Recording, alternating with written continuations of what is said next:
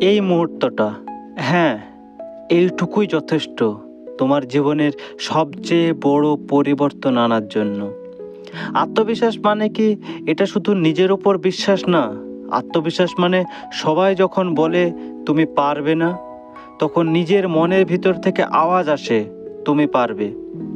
তোমাকে প্রমাণ করতে হবে না কারো কাছে। তোমার কাজ, তোমার স্বপ্ন আর তোমার পরিশ্রমই একদিন কথা বলবে।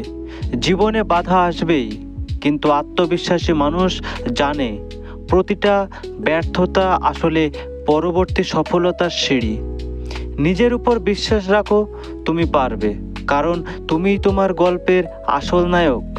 আজ থেকেই শুরু করো একটা ছোট্ট পদক্ষেপ, কিন্তু বিশাল পরিবর্তনের দিকেই এগিয়ে যাচ্ছে তুমি। তুমি পারবে, বিশ্বাস রাখো নিজের উপর।